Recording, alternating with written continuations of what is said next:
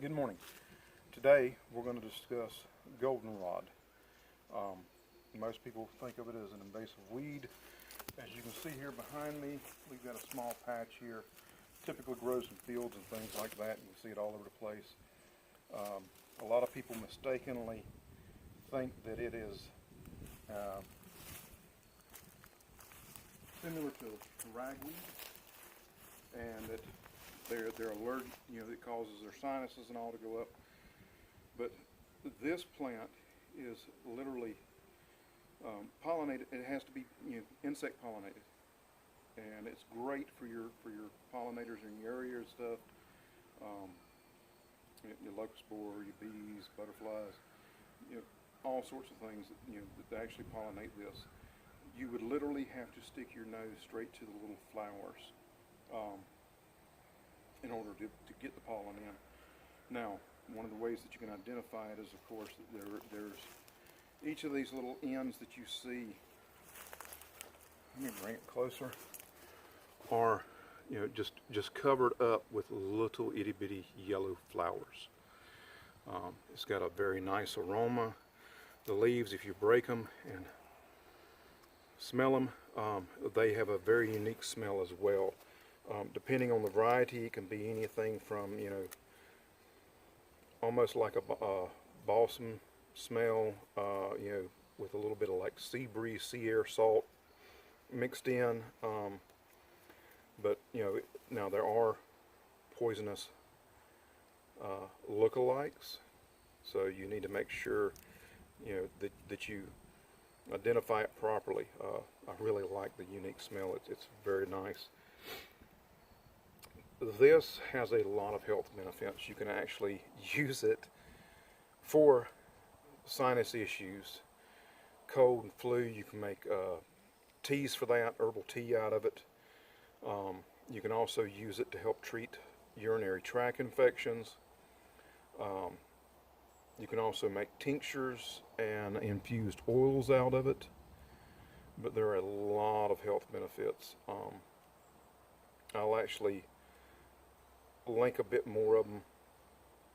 Well, I'll link to a good website that's actually from a school that teaches about herbs and everything and all in the description, but I'll go over some of the benefits and everything and all in just a few minutes. For that, we'll move inside because my grandson's potbelly pig is wanting to come over here and start playing with me. All right, see you momentarily. All right, I figured it'd just be easier. Now, there are lookalikes and related species. Now, one of the nice things about it, doesn't matter which variety of goldenrod you actually have in your area. I'll go back to lookalikes and related species in a moment.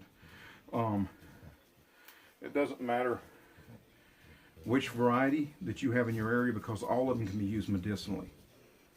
And the other thing is it's often hard to disseminate which variety you have in your area because they naturally hybridize between each other. Because, well, let's face it, bees travel within a 3-mile radius of their hive. So that's a lot of cross-pollination if you have different varieties in your area. And often several different varieties can be found in an area. All right. Now,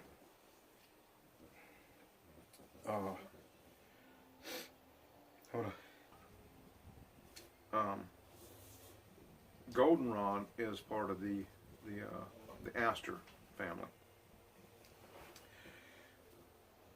but the Senecio genus, there's actually over 1,200 different species in there, and I hope that I'm saying the word properly, Senecio. But it's interesting to see the different plants and stuff, and I often find it very interesting because a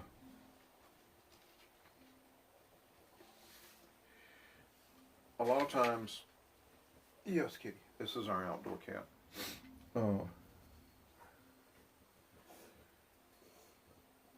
A lot of times plants that people call lookalikes and stuff like that, and all, to me, look drastically different than the actual plant that they're being mistaken for. I mean, I don't know. I guess it has to do with the little details and all that you notice. And that's one of the things that when it comes to plant identifications, you have to pay attention to those little details. You know, like whether or not there's any toothing or anything around the edge of the leaves, where you know you can see that there are long, short, you know, joints in between the teeth on these. So it's not just a smooth side. Now, something that you have to look for when it comes down to identifying plants and things like that. Now, there's a difference between ragweed and goldenrod. Goldenrod often has, you know, like I was saying earlier, has been accused of being an allergen. But it's the opposite. It actually helps with sinus issues and stuff. And since I've been having some issues, it's part of the reason why I'm out here doing this, because I'm going to actually end up using this to make a tea for sinus and stuff. Unfortunately, the majority of what was behind us is already at the point where it's too late in the season for it. But I was able to find some, and if I go down to the other end of the property, I can probably find more. Ragweed,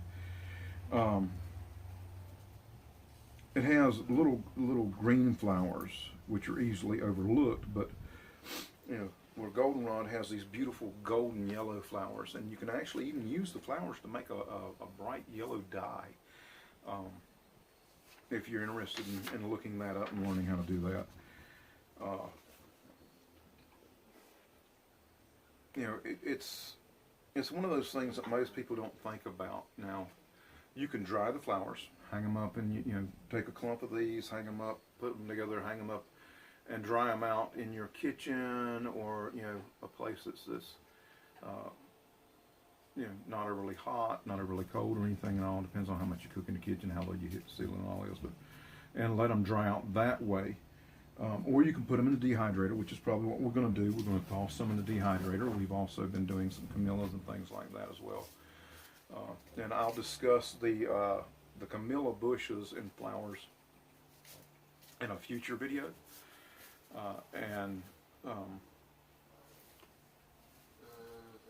The difference in varieties there, because one, which is actually a variety that's right over here behind me, off to the right, is the actual tea plant. You know, the camellia that's the tea plant. And then we have the other one that produces the larger flowers and stuff and all, that is not the one that was traditionally used for tea. But the blooms and flowers can still be picked and made to make a nice beneficial tea. Now, going back to the goldenrod, you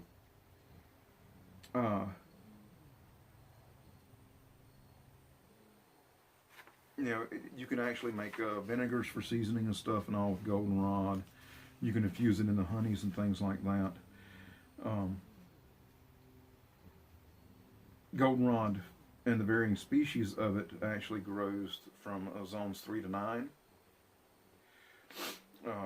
And they typically grow anywhere from 2 to 5 feet on average.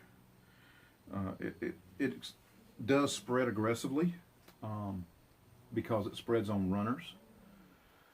So, you know, if that's the reason why most people just hack it down and try to get rid of it and everything and all. We try to cultivate some of the more beneficial plants that we can use to make teas and medicines and things like that, you know, that are here naturally.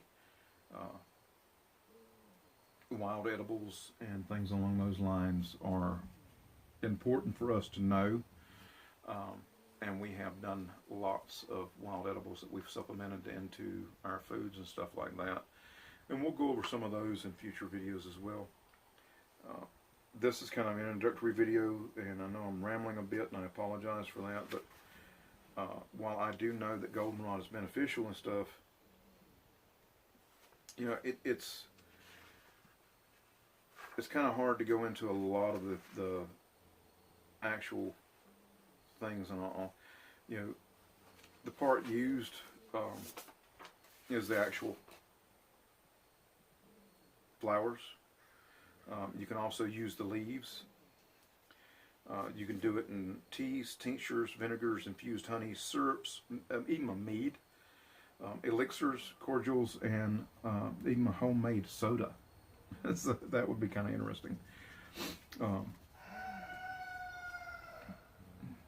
of our young roosters Now, with the tincture ratios and dosage, you want to use the fresh flowering herb to make the tinctures, or in the fresh flowering herb, if that's what you're using, you want to do a 1 to 2 ratio, 95%. Okay. Now, if you're using the dry flowering herb, you want to do a 1 to 4 ratio. Either preparation, you want to use 2 to 4 milliliters 3 times a day for your dosage. And if you're making an infusion, you want to infuse 1 to 2 teaspoons of dried leaves and flowers per 1 cup of boiling water, up to 3 times a day.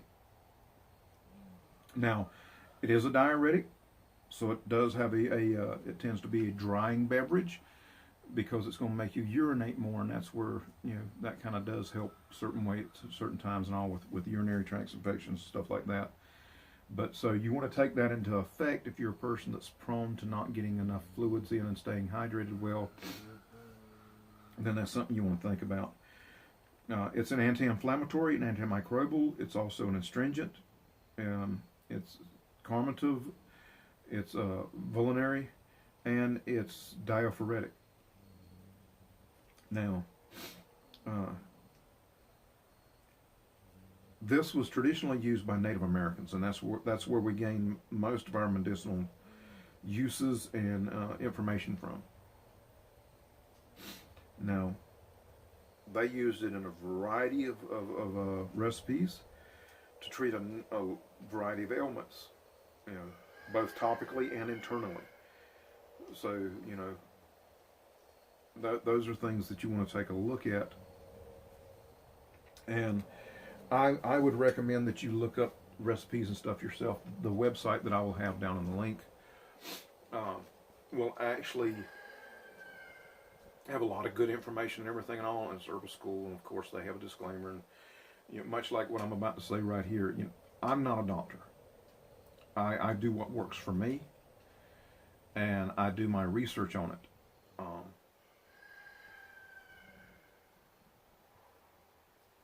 I've had an issue with doctors prescribing me medications that had bad interactions with each other, and that caused a lot of issues for me with my health that it's taken me years and years, and I'm still not completely recovered from. So I look to do things as natural as possible, and that's my reasoning for that. Now, that being said, I'm not giving medical advice to anybody. Do your own research. Take a look at the site that I'm going to put down in the links and put down in the description, and cross-reference with other things and all. And if you're not comfortable with that and all, then consult your physician. Me personally, the research that me and my wife have done on health and nutrition and all over the past 12 years, and how much difference it's made in our lives, I'm going to stick with what we've learned. Now, that being said, that doesn't mean that I'm not still digging in more to learn more about it. So that's something that you have to weigh the options yourself and choose yourself. I hope this video wasn't too much of me rambling. I hope it was beneficial for some. I hope to get better as I continue doing more wild edibles and medicinal plants in the future. And if you enjoyed, give a like, share, tell your friends about it, subscribe. If not, and oh well. All right. Y'all have a blessed one, and I'll talk to you later. Bye.